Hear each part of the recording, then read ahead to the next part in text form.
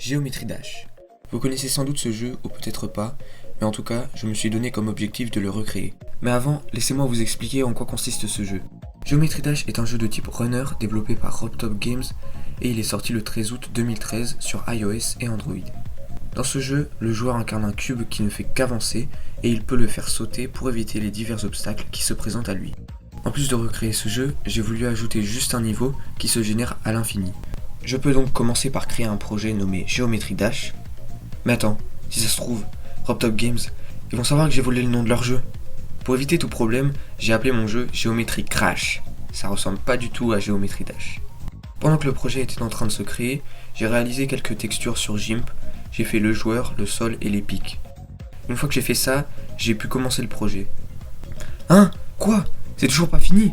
Bon, bah plus qu'à attendre. Après 25 minutes d'attente, j'ai pu enfin commencer. J'ai dans un premier temps ajouté le saut, puis j'ai fait en sorte que le personnage avance à l'infini. Après ça, j'ai ajouté le système de génération automatique. J'ai repris le même script que j'avais utilisé dans le projet où je recréais Kawaii Run. Attends, t'as pas vu cette vidéo? Bah va la regarder tout de suite. Donc c'est le même système, on a plusieurs préfabs que le script va placer dans un ordre aléatoire. Et pour savoir où les placer, c'est très simple. J'ai placé sur chaque préfab un point qui va déterminer la position de la prochaine plateforme. Pour créer les préfabs, j'ai ajouté une tilemap pour pouvoir placer les différentes textures. Pour ça, il faut créer une palette où il faut y glisser les textures. Après ça, j'ai pu dessiner différents obstacles en me basant sur ceux de Geometry Dash. Après cette étape, il a fallu faire en sorte que le joueur puisse mourir et réapparaître.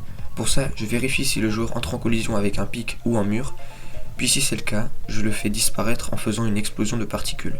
Puis j'affiche un menu. Dans ce menu, on peut choisir de recommencer ou de revenir au menu principal. Pour rajouter du peps au jeu, j'ai fait en sorte que le cube tourne dans les airs. Pour ça, on vérifie si le joueur est dans les airs. Si oui, on le fait tourner, puis quand il ratterrit, on arrondit sa rotation pour faire en sorte qu'il ratterrisse droit. J'ai par la suite ajouté des particules quand le joueur se déplace, puis un arrière-plan, comme dans Geometry Dash. Pour terminer, j'ai ajouté un système de score. Merci de m'avoir écouté, si cette vidéo vous a plu, n'hésitez pas à mettre un like. Et je lance un objectif de 100 likes où je fais un épisode 2 où je rajoute d'autres mécaniques de Geometry Dash comme l'avion, le trampoline ou le changement de gravité. Merci de m'avoir écouté, salut!